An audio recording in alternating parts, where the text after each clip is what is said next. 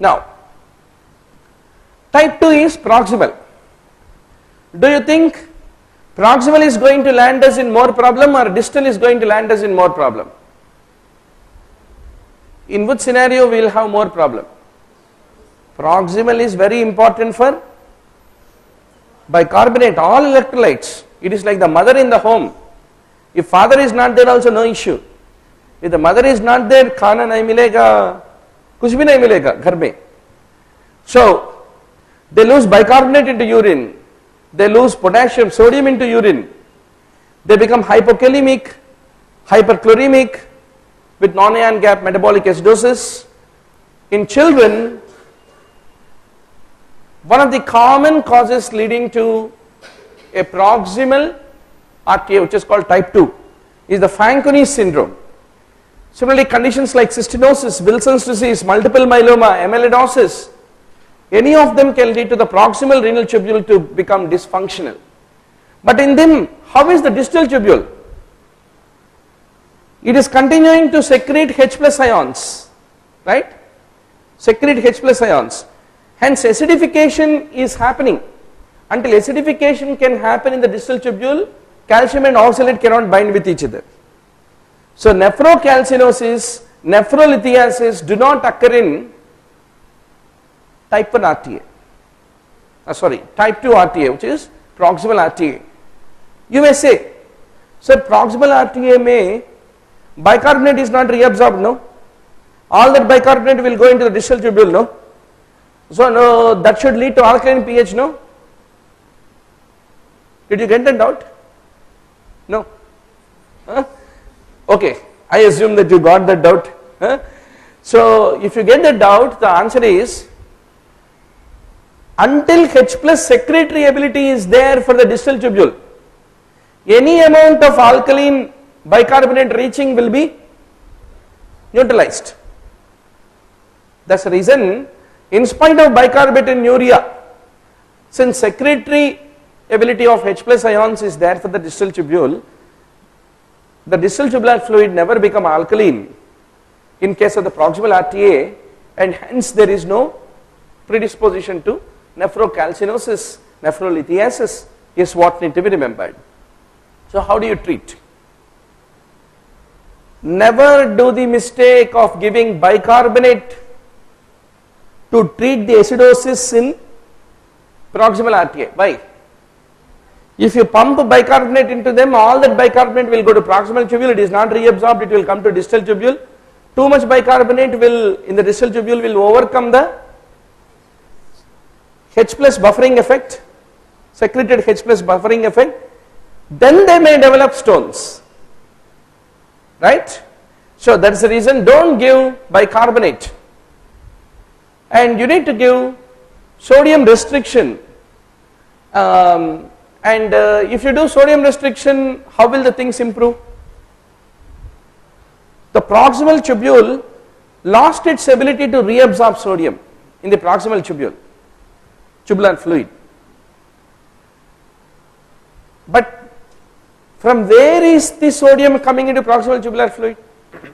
It is coming from plasma.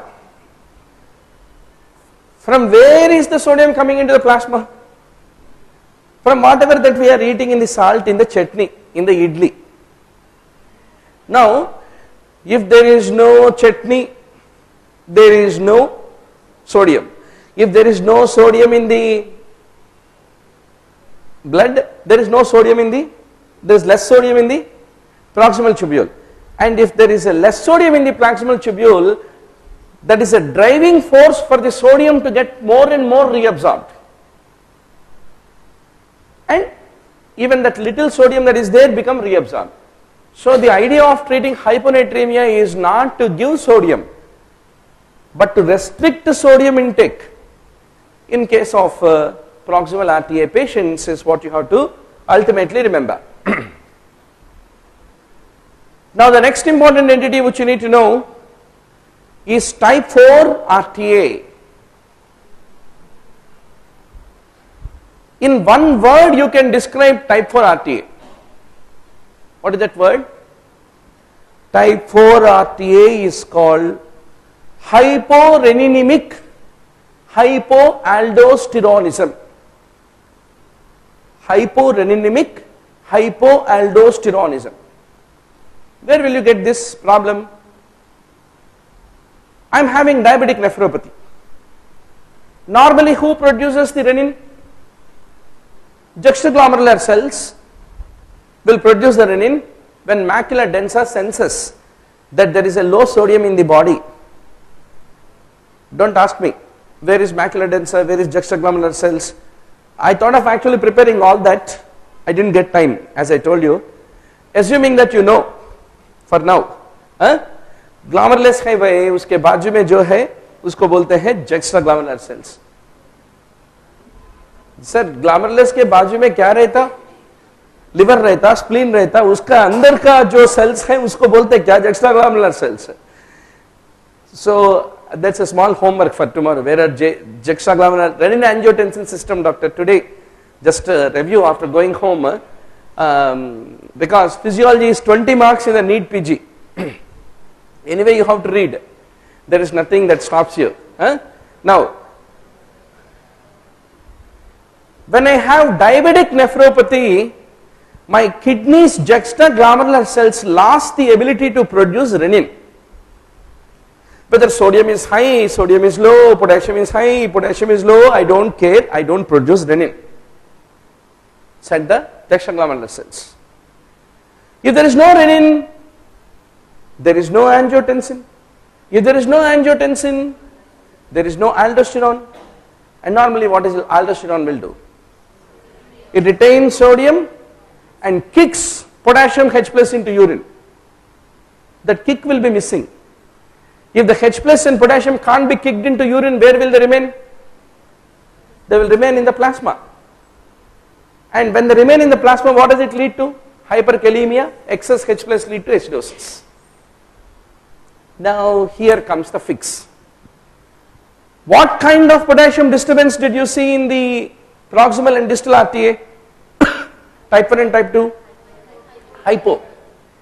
The only form of RTA which is hyperkalemic is type 4 RTA, which is hyporeninemic hyperaldosteronism. Hypoaldosteronism is the underlying pathology in the patients of diabetic nephropathy and interstitial kidney disease is what need to be remembered. And in them, since there is no aldosterone, there is no reabsorption of sodium, there is no secretion of H plus K plus, hence H plus K plus will be pent up in the plasma, leading to acidosis and hyperkalemia is what need to be remembered. Okay, doc? Now, type 4 results in hyperkalemia. Then, what is the problem in type 1, type 2?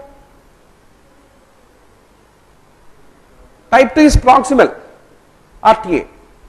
In that, bicarbonate is not reabsorbed, it is appearing in the urine.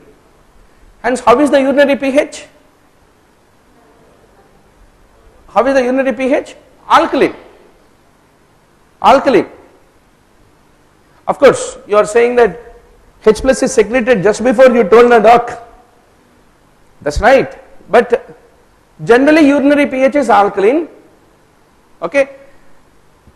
But if you give an acid into the blood, then acidification can occur in the urine, and urinary pH then from alkaline nature can convert into acidic. That's possible in case of proximal RTA.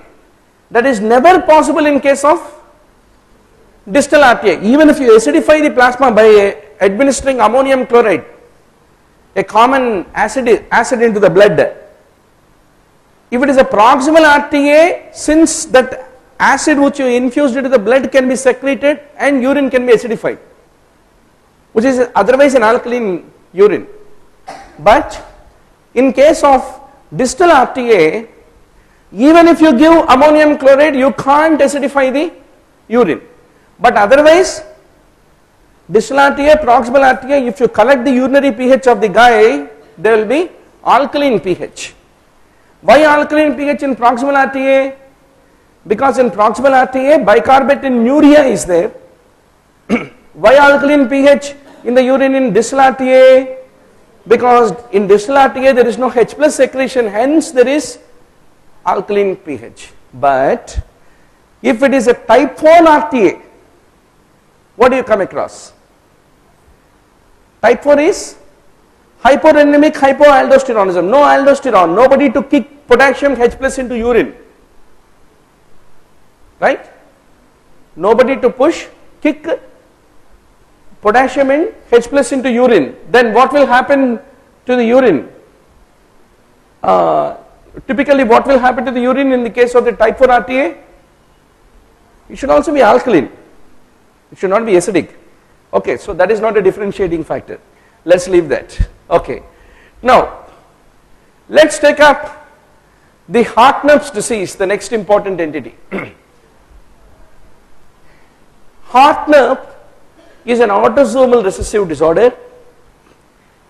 Amino acid transporter in the proximal tubule is abnormal in them, hence the reabsorption of tryptophan is deficient in them along with the other neutral amino acids. Tryptophan, since it is required for niacin, there is a niacin deficiency which lead to pellagra like lesions, dementia, dermatitis, death. You remember, no? That's right, that is Hartnupp. Then what is Fanconi? It is not just amino acid problem. The problem is with glucose, amino acid, sodium, potassium, phosphate, urate, bicarbonate. All of them will be typically lost into urine. Hence they will have glucosuria, phosphaturia, osteomalacia, osteoporosis, proteinuria, polyuria, and a proximal RTA along with hypokalemia, hypercalciuria. The combination is basically called Fanconi syndrome, and because of that there is a growth retardation. If there are no amino acids in a growing child, he can't develop protein. If there are no if there is no calcium and rickets develop, height gets stunted. That's a problem in Fanconi. Give them back all which they are losing into urine, including phosphate, potassium, alkali, salt supplementation and adequate hydration, which is required in order to manage the patients of Fanconi.